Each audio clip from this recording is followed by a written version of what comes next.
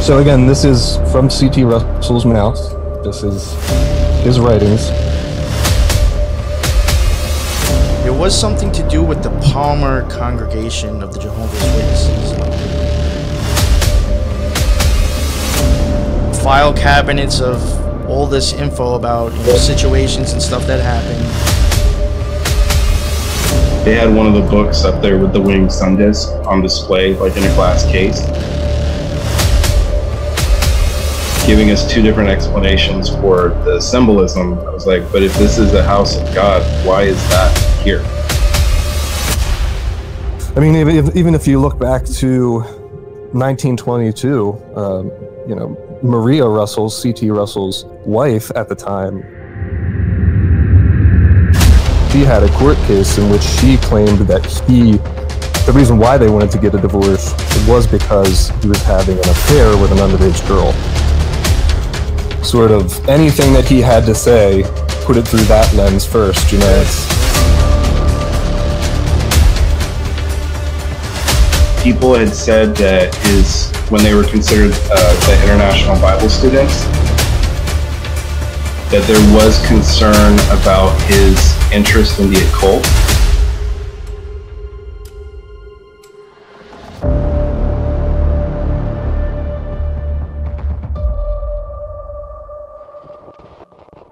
I have a feeling we're not in Kansas anymore. Own life.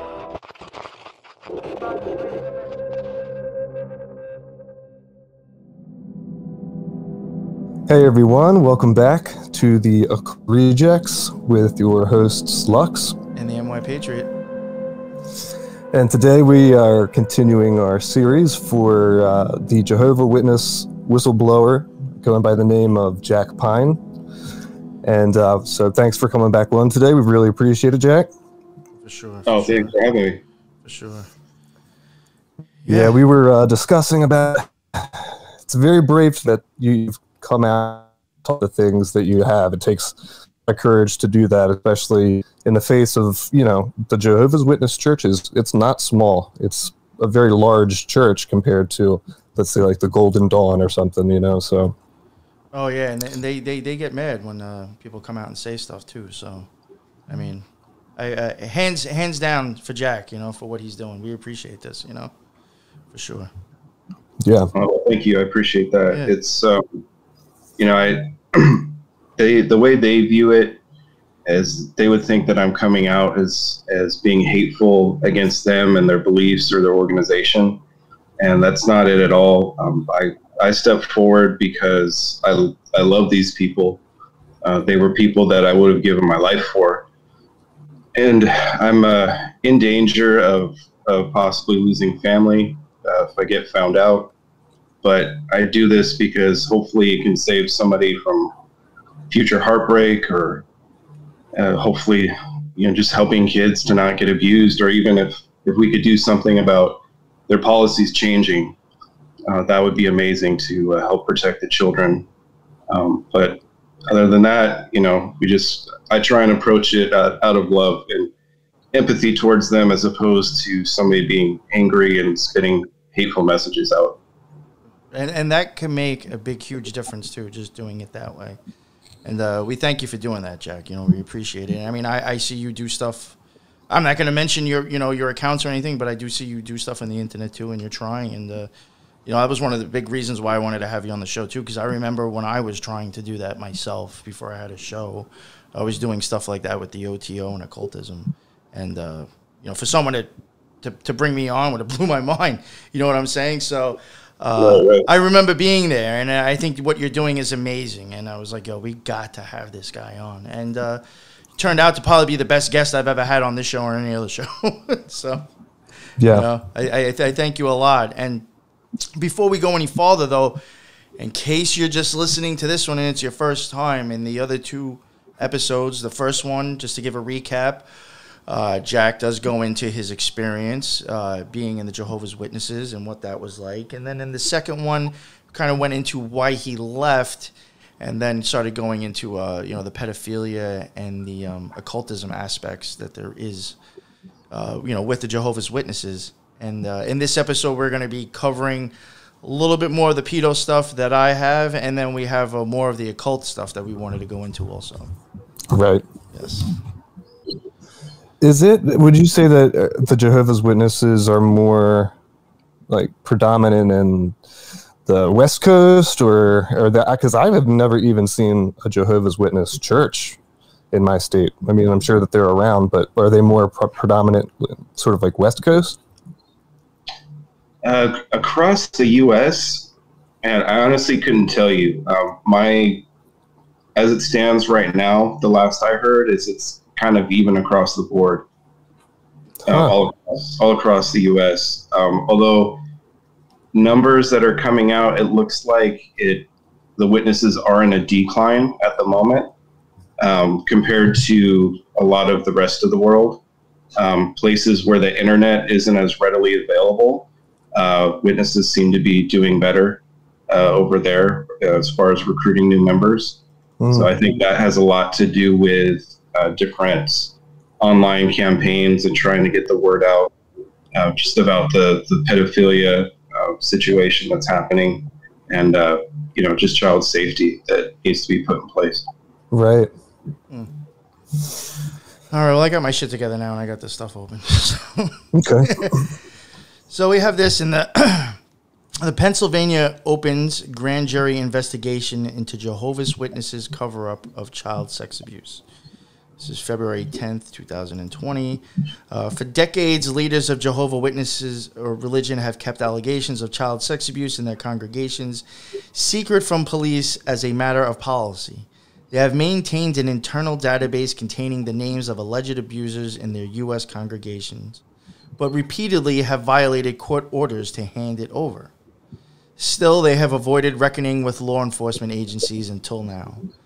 The Pennsylvania's Attorney General's office has opened a grand jury investigation into how Jehovah's Witnesses leaders handle allegations of child sex abuse, according to 3 people who have been called to testify in closed-door hearings. This is what I was going to get to. Specific people, Mark O'Donnell and Kim O'Donnell, are involved with this.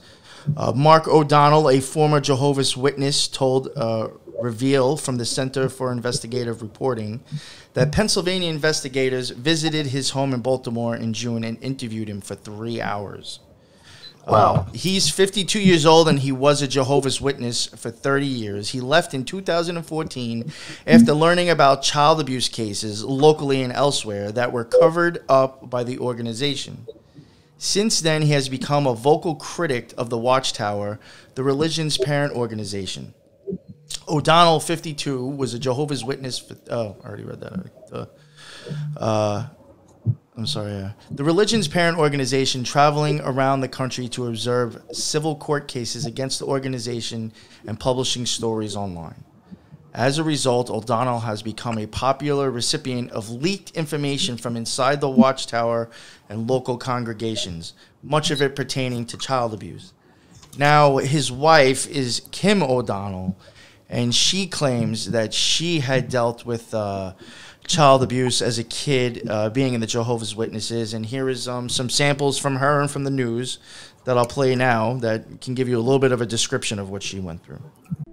So she was one of Jehovah's Witnesses, and she would kind of use the Bible as part of her abuse with us. She would read scriptures to us about, make sure you obey your mother, and then she would beat us and did certain, awful things. I have an older brother and an older sister. My mom would lock us in rooms. She turned the doorknob so the lock was on the outside, so she could lock us for days at a time in our room. We would watch her drown kittens in front of us to kind of threaten us that if we spoke up about the abuse, this is kind of what would happen to us. I was sexually abused as well by my mother. She would make us lay in bed next to her while she masturbated. 12 years old, went to an elder, and I informed him about the serious abuse that was going on in our home. But because it was my word against my mother's word, they would take no action. On top, I was told I couldn't report it because it would make the organization look bad. She's still an active witness. She's around children. I have nightmares. My mom flushing kittens down the toilet, or tying them up in a plastic bag and listening to them cry and die in front of you. I went to those elders. I was putting my life on the line because if my mom found out that I told anyone about the abuse, she would have killed me. And those brothers said, go home and obey your mother. So yeah, so that is what Kim O'Donnell claims to have experienced as a child in the Jehovah's Witnesses, and some pretty crazy, wild, scary shit, if any of that's true. So it amazes me, just people that are able to endure things like that, and then come out on the other side, even stronger. I mean, obviously, it's affected her tremendously, and I know it's pushed her husband, Mark O'Donnell, to fight even harder once he found out about what was going on. You guys watched that Vice documentary? Yeah. Yeah, it touches on that, and gosh, it's just such a heart-wrenching story. I feel so bad for her. Yeah, but her and Candace's story is very I can't even imagine. I give them so much credit for what they're doing. Yeah, that's incredible. Just to see somebody, you're still able to get up in the morning and put one foot forward. Sometimes you just want to curl up into a fetus, give up. But yeah, people like that amaze me when I see that. Yeah, it really does. Just to come out of that level of abuse and to, instead of, like you said, just run from it. I mean, they're going sort of as hard as they can in the opposite direction to tell people about what's going on. And I just don't know how you can go through that much trauma and still be that brave. That's impressive stuff. Pretty inspiring. Yeah, it's incredible.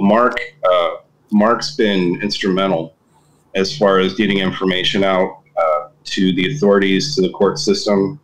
I don't want to misspeak, but I want to say he had something to do with getting information to the Australian Royal Commission as well. I don't want to speak too much on that. I don't know the ins and outs of it. But yeah, there's something I did want to mention about him for people if they want to start looking into it. I don't know if anything's going to come from it because it already is a few years old, but there was something to do with the Palmer congregation of the Jehovah's Witnesses. It was another one that supposedly had, again, file cabinets of all this info about, situations and stuff that happened. And supposedly people had grabbed files and took it from there that were, from the inside and leaked it to Mark. And I think he has been huge on trying to push that. And I could be wrong, but I'm almost positive he did get the FBI to supposedly open up an investigation now because of the stuff that he brought them. Now, is anything going to come from it? I don't know. But that is something that we might eventually hear about if something does happen about it.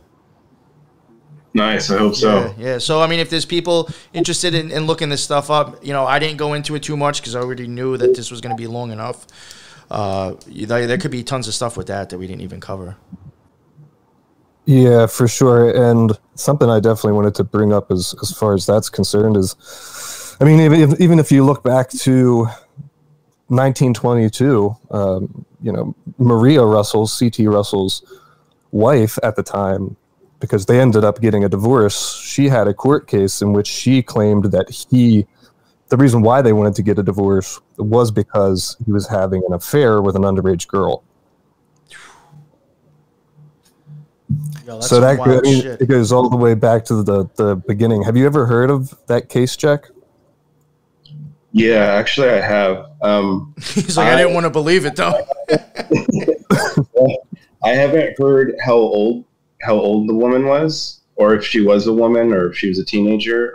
I've never heard a specific age or anybody bringing proof of that age, but I definitely have heard of that. He said something along the lines of like floating around like a jellyfish, and if he gets a response, like a welcomed response from somebody, then he'll kind of show a little more interest. I don't know, it was very odd the way it was worded. There was something in the court transcript was something along those lines.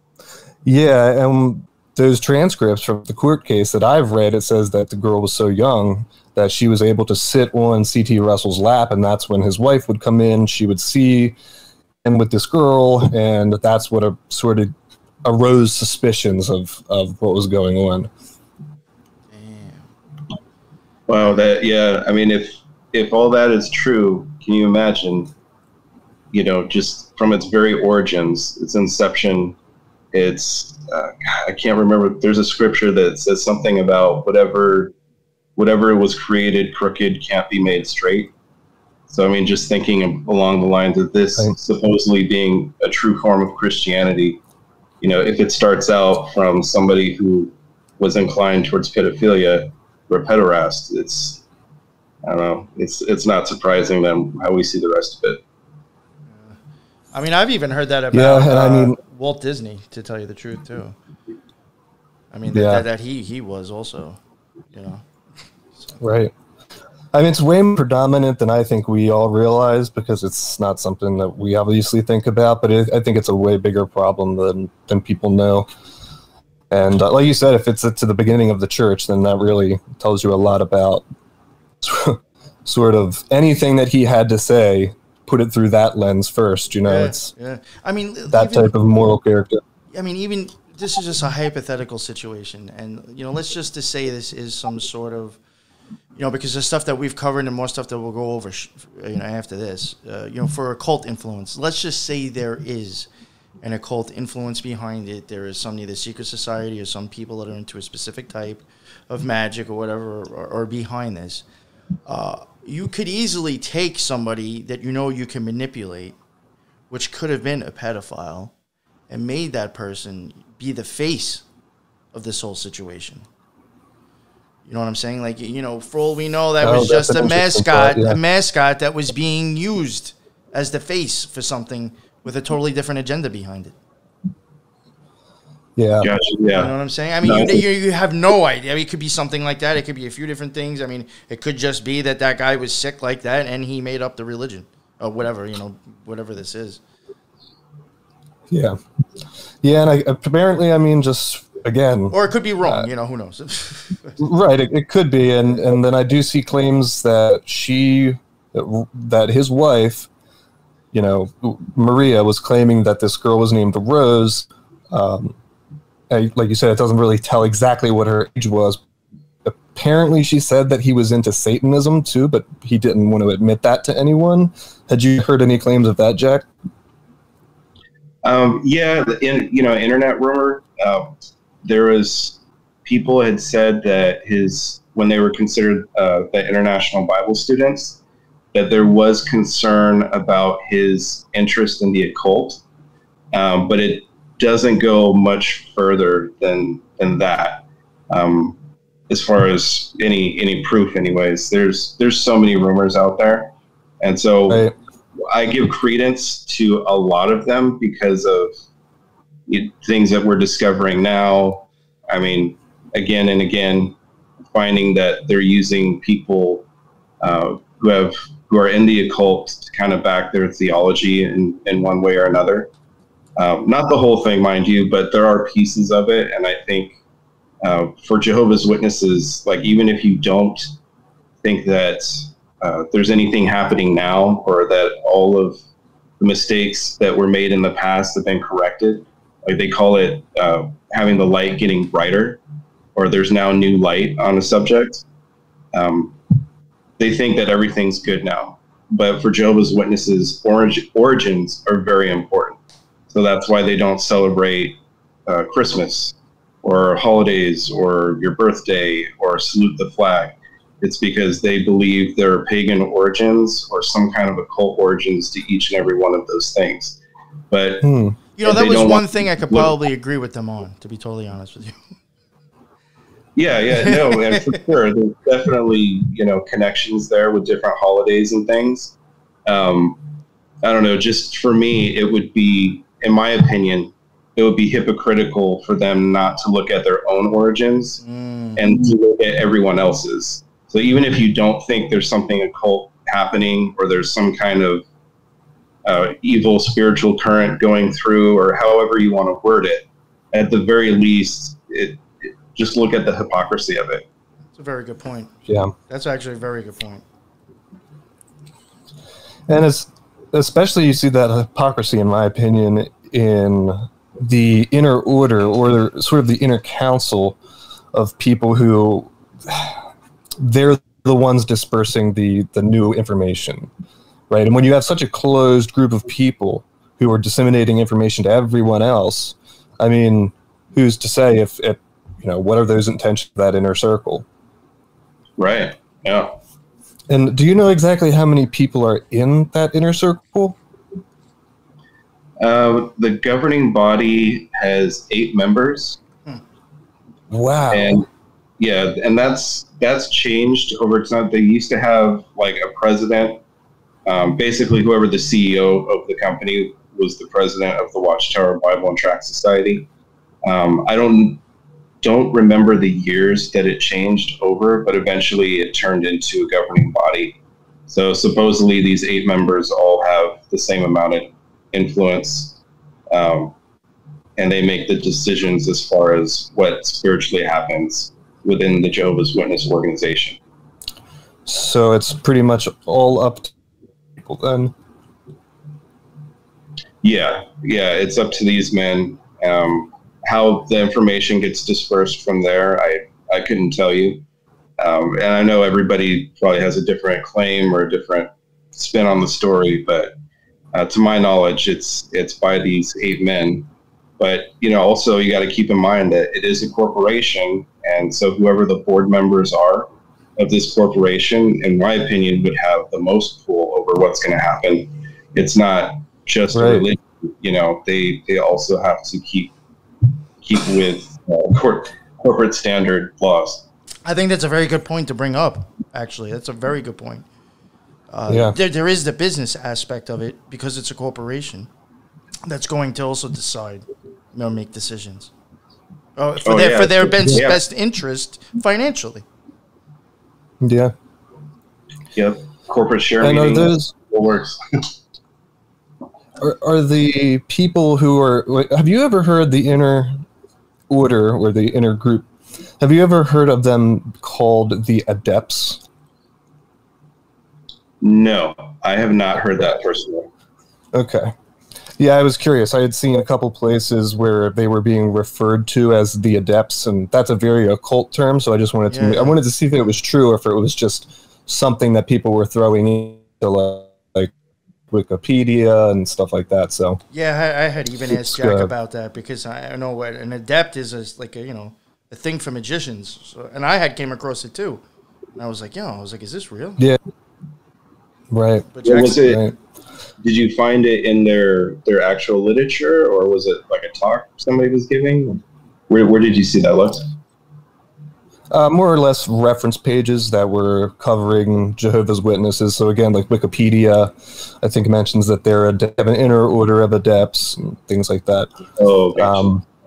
I tried to find it in internal documents or anything from the Watchtower. I couldn't find anything, so I was just curious if that was true. Oh, that is interesting wording, though. That's not a word most people use unless you're involved. Unless you're involved. Yeah, that's it. So when I had seen that too, I was like, oh shit, this is like fucking, this is obvious. But I like Lux said, I didn't notice anything in any of their actual documents, so I couldn't go with it. And then when I asked you, you said you never even heard of it. Yeah, there is really strange wording through the literature over the years. There's been some articles where they actually refer to Jehovah as the Great Architect, and that's normally something you don't hear unless you're involved in Freemasonry. Yep. Yeah. The Great Architect. That's exactly what they say. And, well, very interesting to me, too, that they use the term Jehovah because, according to some old Hebrew concordances and encyclopedias for like ancient Judaism, they claim that the ancient Jews had a separate God from other religions, and that Yahweh and Jehovah were not the same God, that they were actually different gods, and that Jehovah was sort of like a changed name for another entity that had gone by the term Jabulon, which is really crazy stuff. So, oh yeah, that is just, it's an interesting that they decided to go to that term too. You know, I had even thinking about the whole word with Jehovah anyway, and that made me start thinking about you know, I guess the lesser banishing ritual, the pentagram, kind of. You have like Jehovah, which could, I mean, I've seen. Now this also depends on different people's styles, beliefs, and magic. People want to argue or whatever. You know, you could look at Jehovah and then also breaking that down. Now I've seen it said or translated to Yahweh, also like you just said, or Yadhe Vadhe, which would be another way to say it. I've seen. Have you seen that also, Lux? Yeah, Yadhe Vadhe, or also Adai. Yes. See, now Yadhe Vadhe is that's used in the lesser banishing ritual of the pentagram, and Yadhe Vadhe would break down as the father, the mother, the son, and then the daughter, or fire, water, air, and earth. Yodhe Vadhe. That is actually also the Tetragrammaton that's used in Solomonic magic, whatever that shit is. So like even that word itself can be traced back, I think, to origins that's used in occultism. You know, I mean, it might be a little bit of a grasp, but I think the Yadhe Vadhe has a connection to Jehovah and Yeshua and all those things. Yeah, because when you look at the, I mean, they were always making mistakes or changing one letter at a time, or, you know, it's word of mouth of what they were calling one entity versus another entity. So, like you said, Yahweh versus Jehovah.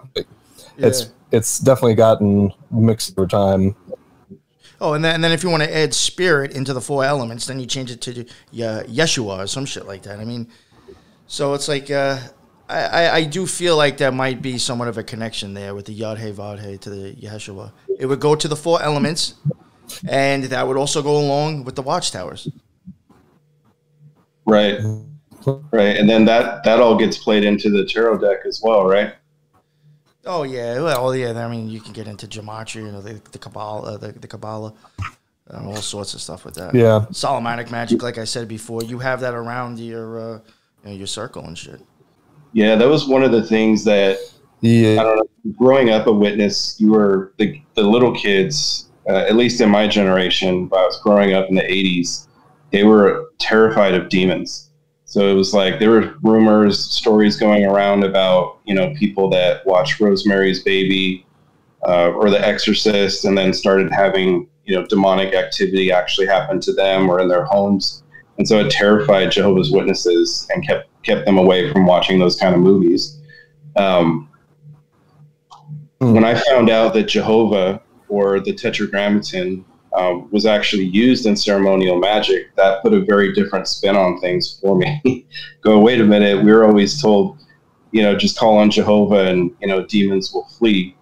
But then finding out that it's to be used in magic ritual when, you know, contacting whatever label people want to put on it, some kind of intelligence or entity. I don't know, to me, that just, it didn't add up anymore. So that's really what made me dive, you know, even further into looking at the occult aspect of it. Yeah. A lot of times I think, like you're saying, Lux, that would almost sound like you got to do a banishing ritual now, right? Almost. Yep, I definitely agree. And you do not see the Watchtower used in many other sects of Christianity, right? Or really even Judaism. You don't find it in many places except for the occult. Sure, they mention it, but it's not such a focal point as it is in the Jehovah's Witness, which immediately rang a bell for me because, well, why? Why are the Jehovah's Witnesses so focused on the Watchtower? And, you know, there were rumors that that the founders were, you know, especially Russell, was basing a lot of stuff off of Sir Isaac Newton's work. Yes, I came across that too. Yeah, and he was a, you know, Rosicrucian, and so you just see so many similarities in it. But, you know, during initiations for the Golden Dawn, we are contacting the watchtowers, which there are 4 total watchtowers, 1 guarding each cardinal point, and all having symbolism with one of the elements, right? Yes. So I wanted to go ahead and just read real quick from, this is John Michael Greer's New Encyclopedia of the Occult. This is the very best. I had some of his books. It's the best. Oh, yeah, that's the one I got, Lux. Do you? Yeah, I got. I saw that in like an occult bookstore where I'm at, and ended up it was way cheaper on Amazon, so I ordered off that. Nice. Yeah, so I just wanted to go ahead and read for everyone sort of what does a magic encyclopedia define as the watchtowers. So in modern pagan practice, manifestations of 4 directional powers, usually corresponding to the 4 elements and other aspects of fourfold symbolism that plays so important a role in current pagan magical practices. The 4 watchtowers are imagined far beyond the magical circle in 4 directions, each function as a protective power for the circle, as well as the portal to other realms of being. The watchtowers are presided over by the watchers. In most rituals for casting magical circles in modern paganism, calls to the watchtowers to play an important part. So the watchtowers we were talking about this a couple days ago, New York Patriot, about what you would use the ritual of the watchtowers for, right? Yes. And it's sort of like a universal, wouldn't you say a universal type of ritual to both invocate, banish, whatever you want? Yeah, really. That's why I was trying to, and maybe I didn't say it the right way, I was trying to attribute it to kind of like the lesser banishing ritual, the pentagram. That's going to be your the first thing you start off with to build upon what you're trying to work to. And I feel like that's kind of, it's like almost like a universal, a ritual that you can use. And I feel like this is kind of like that, but for something a little bit more advanced. Exactly, yeah. I mean, because you, with this ritual, from my opinion, from what I've seen it used for, I could go and turn to the north, and I could invoke or conjure up, call forth gnomes, with an elemental being that would associate with that watchtower. Or then I could start doing Enochian magic, which is on a totally different level of stuff with the watchtower. So it's a very open thing to use. You can go with a lot of directions from this. Yeah, so it's like this, very important universal ritual. And that's in modern paganism. But let's take a look real quick at what the encyclopedia defines as the watchtowers for Enochian magic. So 4 tables of letter combinations used in the Enochian magic or system of magic corresponding to the 4 elements. In many modern versions of Enochian magic, the 4 watchtowers are set up in the 4 quarters of the magical temple and used as gateways for the manifestation of certain elemental force. The description of these tables as watchtowers is based on a vision received by Edward Kelly during the original Enochian workings. Yep. So there's a small excerpt that you see in that first quote that kind of goes, you can gloss over it really fast. It says the watchtowers are presided over by the watchers. So who are the watchers?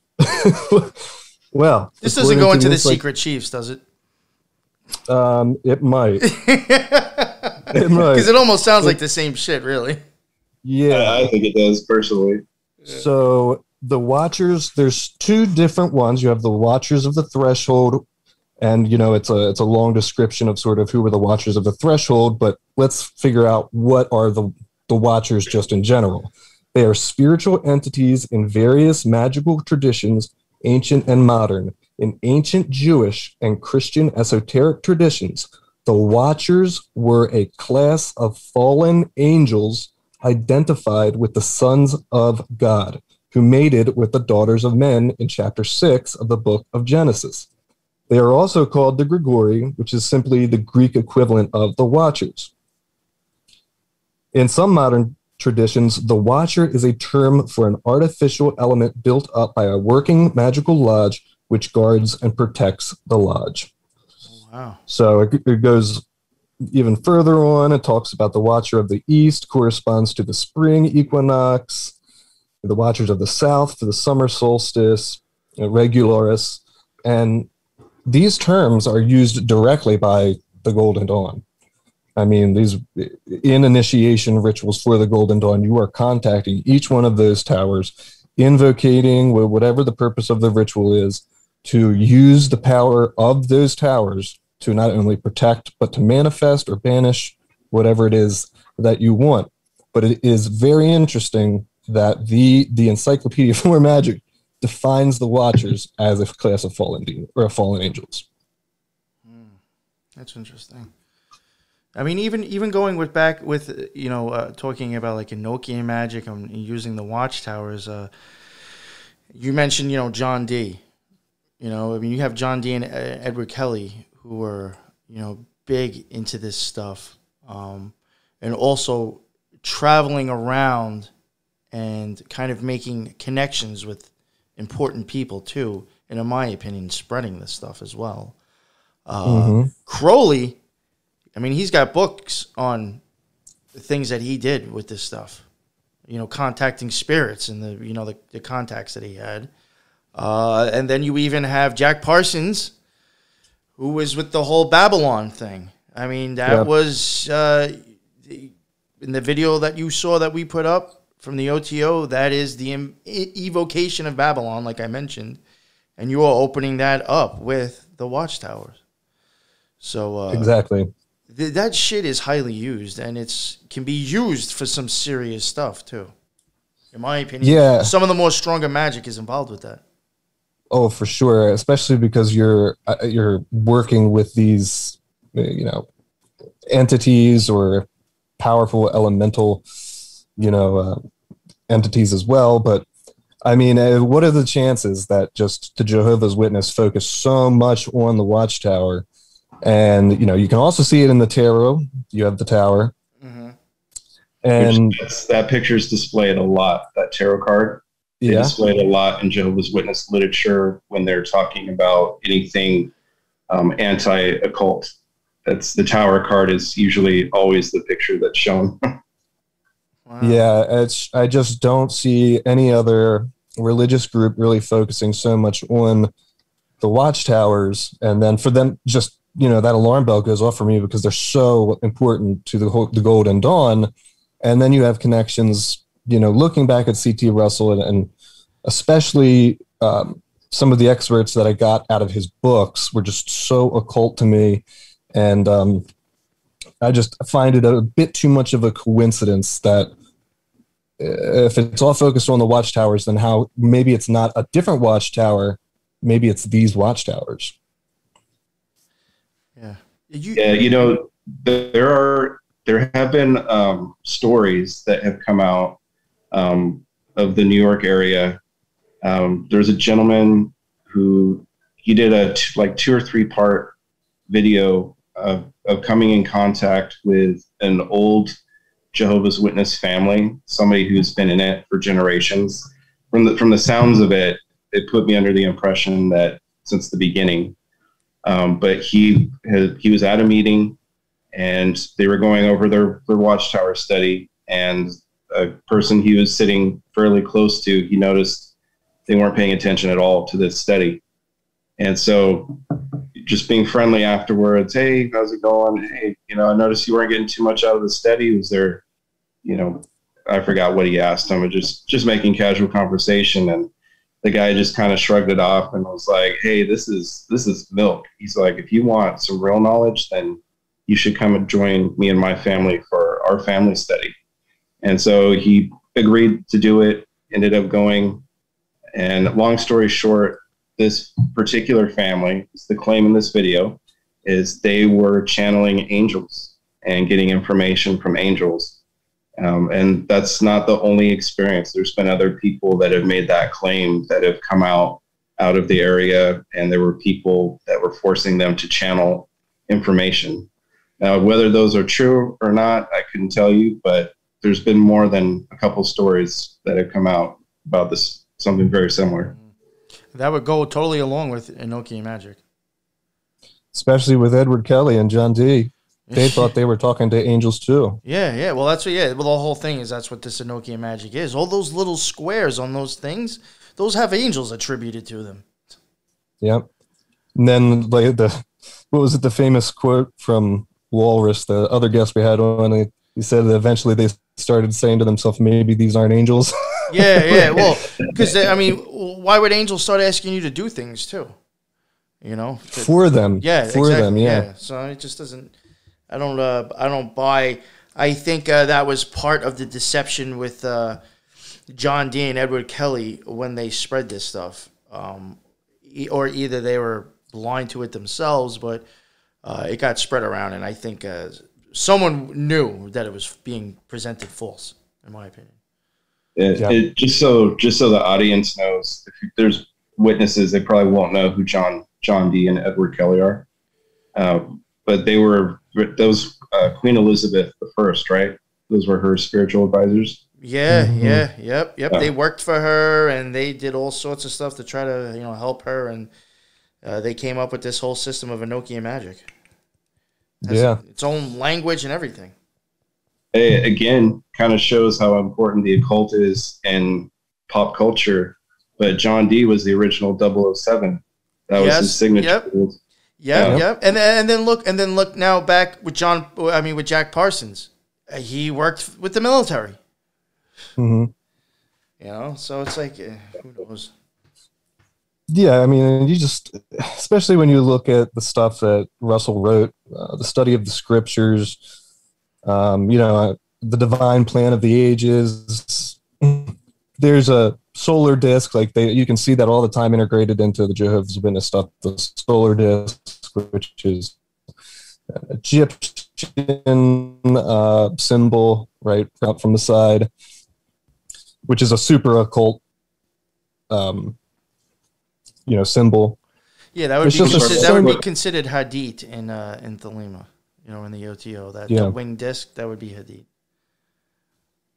Yeah. Oh, okay. Yeah, the fiery serpent. Yeah, and whatever, the winged serpent. I think that's the last time I was actually in a Kingdom Hall. I was sitting in the back school, and I was sitting there with my wife, and they had that. They had one of the books up there with the winged sun disk on display, like in a glass case, and it was just bothering me. And I pulled up the Book of the Law, and I showed it to my wife, and I said, "Why do you think this book that was so important to Crowley, channeled book, by the way, and that book up there?" I said, "They're giving us two different explanations for the symbolism." I was like, "But if this is a house of God, why is that here?" And that was, for me, I was done. That's the last time I was able to walk into a Kingdom Hall. Wow. Damn. Serious. Yeah, it's just such an occult symbol. I mean, there's no way that they don't know that it's an occult symbol. But, he had a lot of ideas about the Egyptians and what the purpose of the Great Pyramid was. That's right. Yeah, I don't know if that's right. He did, and didn't they come up with? I think a date. I think one of the first dates they came up with for the end of the world had to do with the measurements of the fucking pyramid. Yeah. Yeah, that affected the majority of the Adventist movement. So many Adventists were actually looking to the pyramid measurements. I think what they call it, the Great Disappointment, I think is what it's called, and the original date, didn't come to pass. And it was the 1914 one. I have it written down. Yeah. I think originally I want to say it was like 1874 or somewhere around there. It was a date within the 1800s, and when Armageddon didn't come, then they said, "Oh, it's going to be 1914." But it came from within the measurements of the pyramids. And actually that 6-volume set that we were talking about that studies in the scriptures, that's what that whole volume set kind of goes into discussing. So for people that don't believe it or say that those are apostate lies, if you look at the original literature, it's all right there. Yeah, and I guess that would be a perfect time. I actually have probably one of the most occult referenced things that I found in the study of the scriptures. So hit us with it. I'll go ahead and read that real quick for everyone.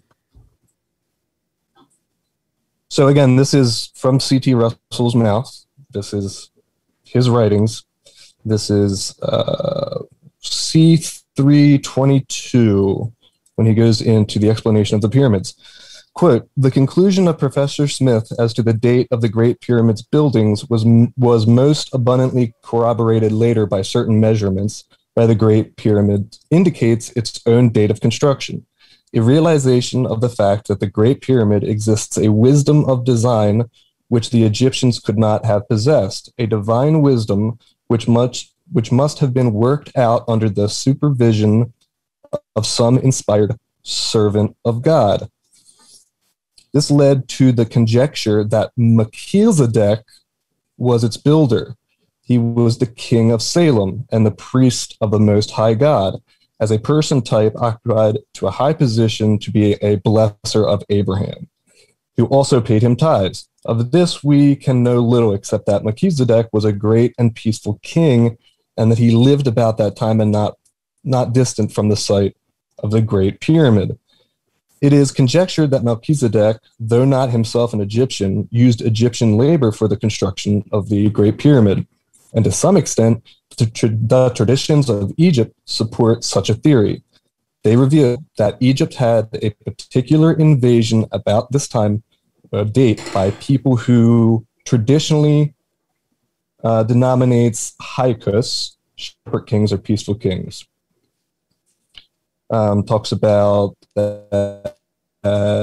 these peaceful kings are supposed to include Melchizedek and are assumed to have been the builders of the Great Pyramid. Yeah, and I know we had mentioned in the last one prior that that you thought there was a Melchizedek connection too, right, Lux?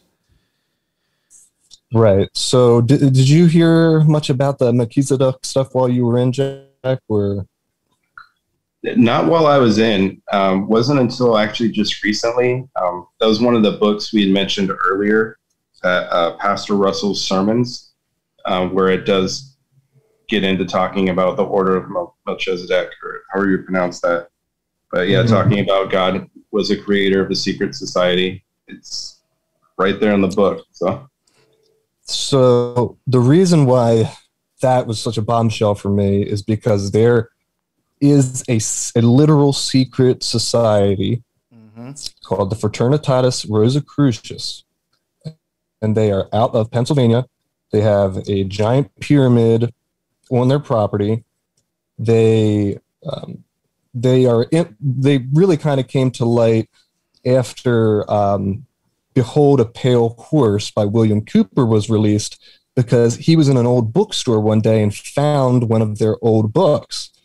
And in this book, it describes that it was like 1910 or something, but all of these different secret societies went to the grounds of Fraternitatis Rosicrucius in order to share their ideas and have this big conference. It was like a giant secret society meeting.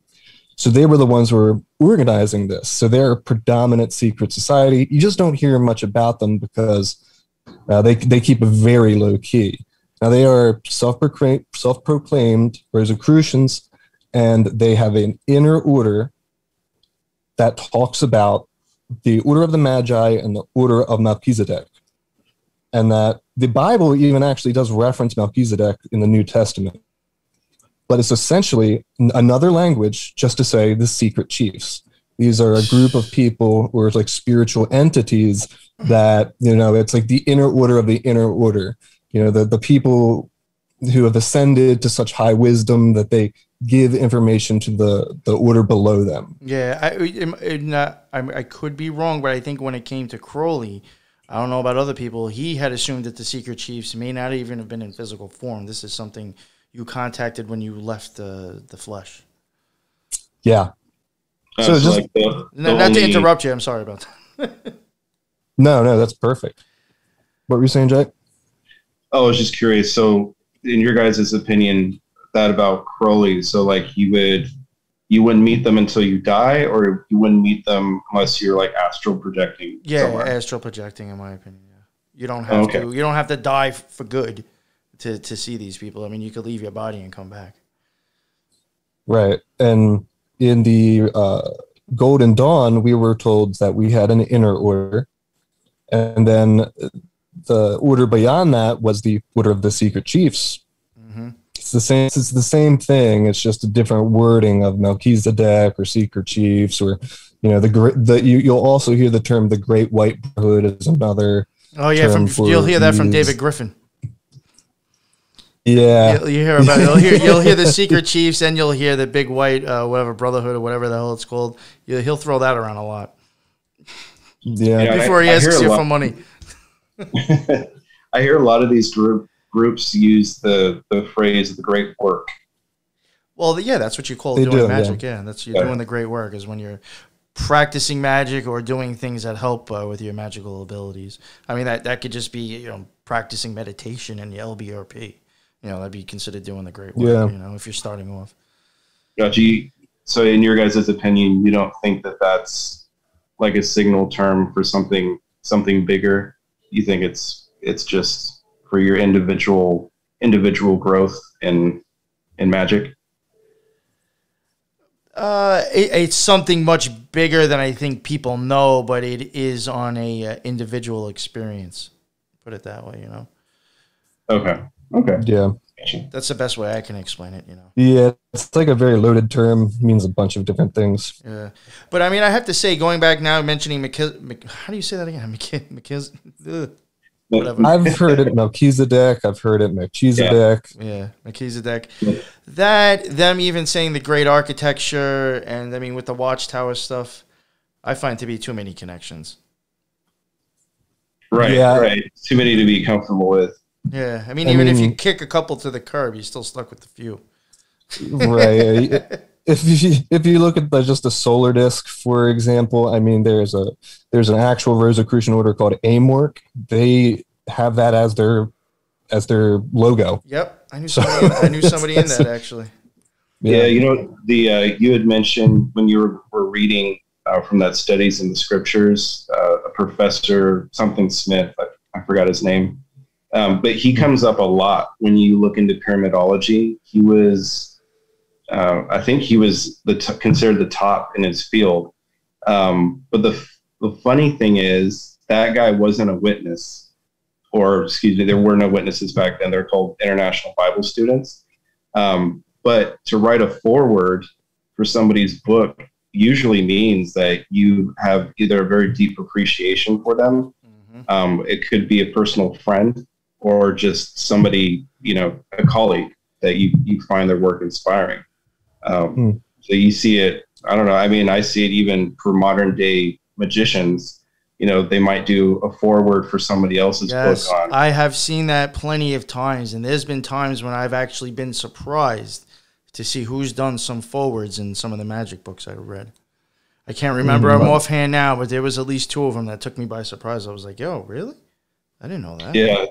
Yeah, and not to harp on the pyramid thing for too long, but there is, let me find it. There's a book written in the 1800s by a Freemason, and he also uses Smith's work, and it was kind of to just describe what Freemasons, at least this man's claim, what Freemasons believed about the pyramids and this work. So people that want to say there is no connection, I mean, there is a connection in that. I can't say that Freemasons universally agree with it, but Freemasons have put out work about that in the past. Oh, yeah. Yeah, the pyramids are such an important occult symbol. I mean, wasn't C.T. Russell, wasn't he even buried in an actual pyramid? They do have that pyramid, though, with the symbol on it. Yeah, so his grave is, I don't know, it's like 8 or 10 feet away from that pyramid. Yeah, both next to each other. But it was like a marker that were made for all of the international Bible students. I think the ones that served at Bethel, their names were supposed to be put on that pyramid. I don't know when they stopped using it, but it is still there. You can see it.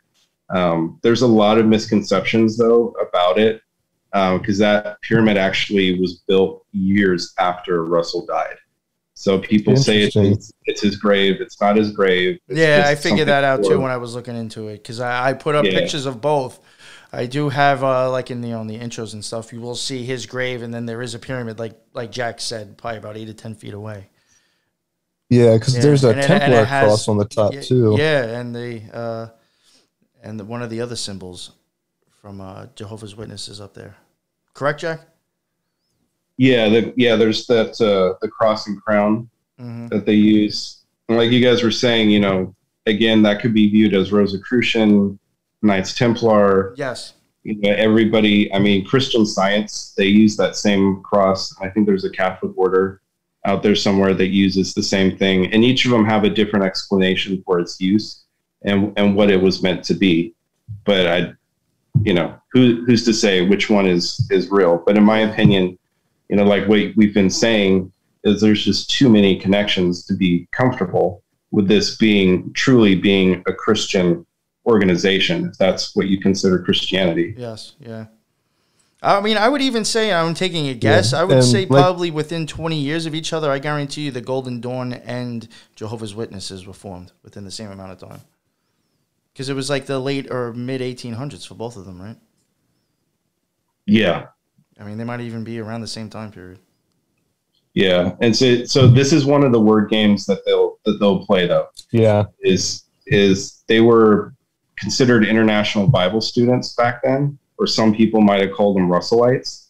The term Jehovah's Witness didn't start until after Rutherford took over that organization. So it's semantics. It's their word games that they play, but they play them very well. So whenever I try, I know I'm sure I've messed up at some point, but I try and be as accurate as I possibly can, because these are the little things that they'll try and nitpick with and to take apart your argument. Gotcha. Well, no, that's good that you bring that up. I appreciate that.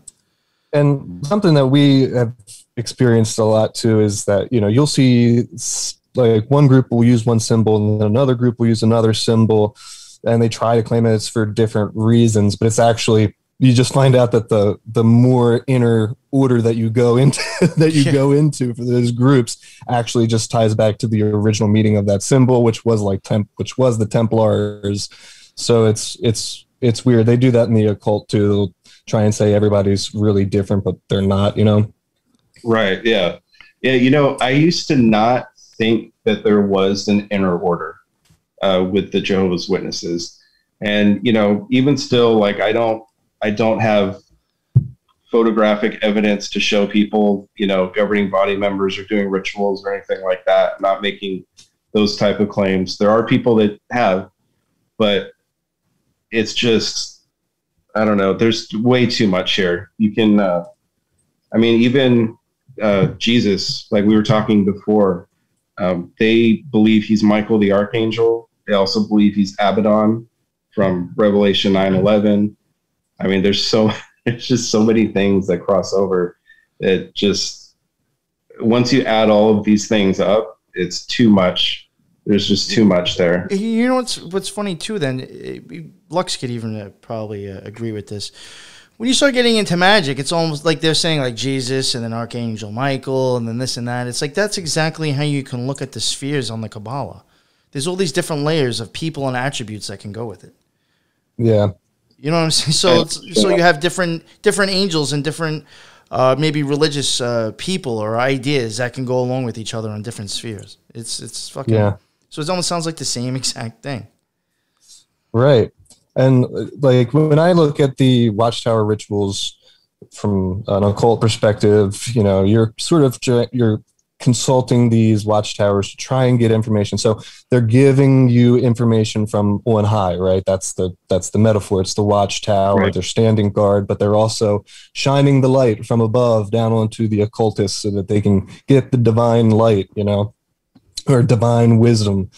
And to me, I can't help but see that same glaring comparison when you look at the witnesses, because then you have this inner order who's more or less the Watchtower that's passing down information from on high. They're able to change certain texts or beliefs or mandates. And so, all of the information is coming from like 8 people. Yeah. Yeah. It's very good point.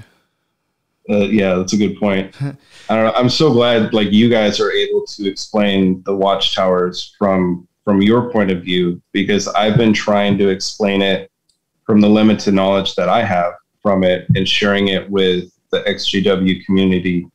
And some people get it, Jehovah's Witnesses are really good at doing 2 things, in my opinion.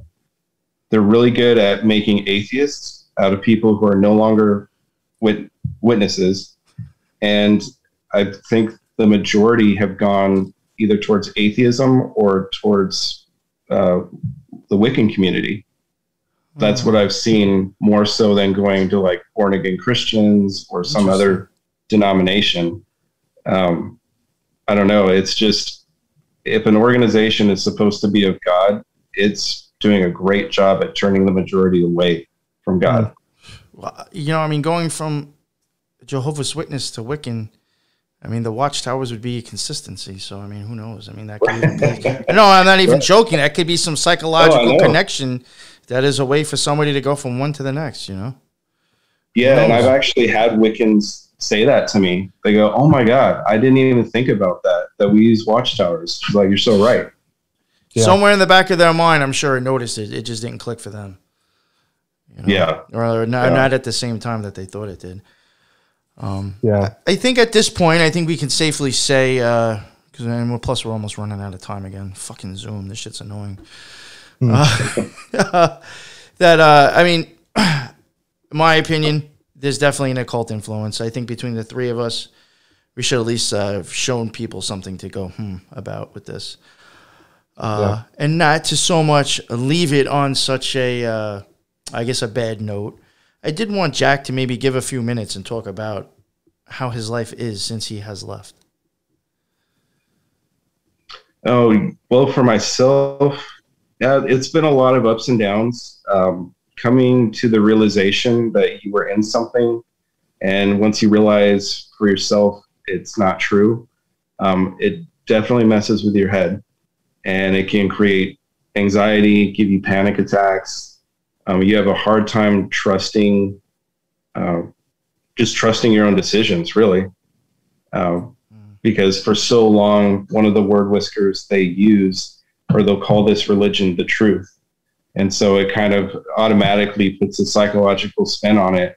Just if you doubt something that you already referred to as the truth, then, think about that, what that does to your head. Yeah. And so for myself, things have definitely gotten better. I'll say therapy helps for sure. For myself, I have a strong supportive system. My wife's been amazing. I have a really great family. Funny enough, one of the elders that was on my committee that disfellowshipped me, actually woke up himself and apologized to me. He told me what had happened. And he said, after you had admitted to everything, they have to contact the branch, meaning Bethel. And they told my committee, they said, "Oh, okay, well, hammer him." That's their loving words, hammer him. That's what they said. Wow. So he came back and apologized, and I accepted his apology. And, for us, I just say, hey, no hard feelings. You were doing what you felt was correct, and I understand that. If I were in your shoes, I might have done the same thing. And so we've just been able to move on. And within the past short while, I've actually been able to make contact with my parents again. They no longer believe in this religion either. They went about it a different way. They came to the same conclusions that I came to. Partially was from this elder. And so I am very grateful that they've woken up from that. There's some other things I gotta, reconnect with the family. but overall things are looking up and things are looking well. You know, I worry about the world and the state that it's in and the country and just seeing everything in chaos. But I think it'll make a difference, you know, if everybody, whatever your cause is, if you approach it from a place of love and empathy as opposed to a place of hatred and, you know, just wanting to manipulate somebody. Just tell your story and be as honest as you can be and move forward. Just one foot in front of the other. Keep getting out of bed and don't let this corporation or this religion or whatever else you're getting out of, don't let it win. Just keep moving forward. That's beautiful, Jack. I don't think anybody could have said that any better. Wow. Yeah. So that is the end of another Occult Rejects series. Again, Jack, I can't thank you enough for what you did. I think it takes courage to do what you do. It's amazing. And, you know, I'm very happy to have this series. This meant a lot to us. I know I can say that. Yeah. Yeah. Yeah. Well, thank you guys for having me. I really appreciate it. I know, you know, Jehovah's Witnesses are a relatively small group, you know, compared to a lot of others. And you might have been able to get a lot more audience pool. No, it doesn't matter. You just got to get this stuff out, my man. Yeah. Yeah. Well, I thank you guys, and I appreciate what you guys are doing. And just like I said before, you guys saw that you were being manipulated and people that you guys cared about, and you wanted to stand up for yourselves and your families. And, you know, I did too, just coming from a different angle. But I think if people like us keep on reaching out to each other and try and help your neighbor, like, I think things can be a lot better. The world would be a hell of a lot better if we just did that, right? Yeah. Just treated everybody a little bit better. So please, if people like this, like, subscribe, share, pass it on. Check out our group. We have a group on Gab. I haven't been plugging it that much. We do have a couple of active members. Let's get a few more. It'd be really good. We have some good stuff in there. Yeah, so again, thank you again, Jack. And until the next one, everybody be safe and be well. Later.